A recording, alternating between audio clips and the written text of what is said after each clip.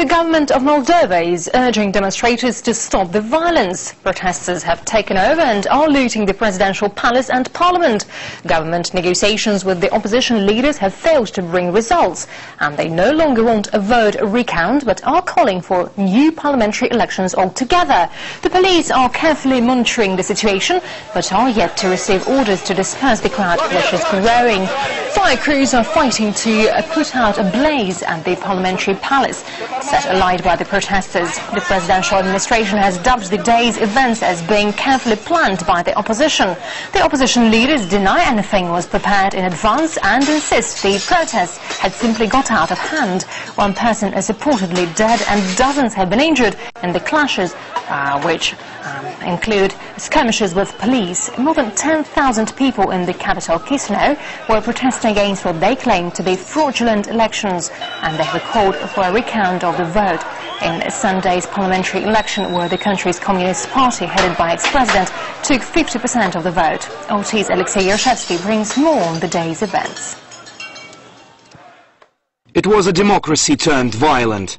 After parliamentary elections in Moldova brought victory to the Communist Party, thousands stormed the presidential palace in Chisinau. The crowd chanted revolutionary slogans, burned furniture and threw stones at the building. Local authorities say the angry mob's intentions were serious. Most of the slogans they're chanting are anti-Moldovan and are mostly concerned with the country's unification with Romania. There are Romanian flags everywhere. All this can be classified as an attempt to launch a street riot coup d'etat. The crowds comprise of Moldova's opposition movements, only 3 of whom made it into the parliament with less than half of the seats, after the country went to the polls on Sunday.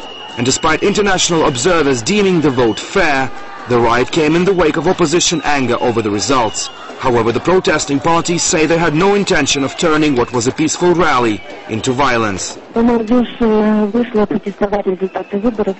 decided to protest against the results of the election. It's impossible that every second person in Moldova voted for the Communists. However, we believe riots were a provocation, and we're now trying to reconcile the crowd. Leaders of all opposition parties are at the scene. I can call it a spontaneous action by youths, which is now out of control. Did you lead your supporters here? No, I didn't. We're trying to stop them. By midday, the crowd had managed to seize the presidential building and put an EU flag on top. Dozens were injured. Leaders of the opposition have voiced their intent to hold negotiations with the authorities, but so far talks have not brought any positive results. Downtown Chisinau has been cordoned off by the police. Both the president and the opposition are calling for an immediate halt to the riots. Moldova's Central Election Committee has already promised to recount the election's votes within the next 10 days, but it seems this has done little to restrain the masses still occupying the presidential building in Chisinau. Alexei Yershevsky, RT, Moscow. And Moldova's Communist Party has reiterated that it has not falsified the election results.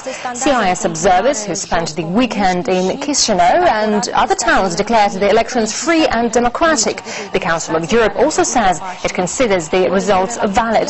The European Union has expressed concern over the situation. EU High Representative Javier Solana has urged protesters to avoid violence, and he described attacks on government buildings as unacceptable. Russian President Medvedev spoke out in support of restoring law and order as soon as possible, and it's unclear whether nightfall will bring an end to a day of violence.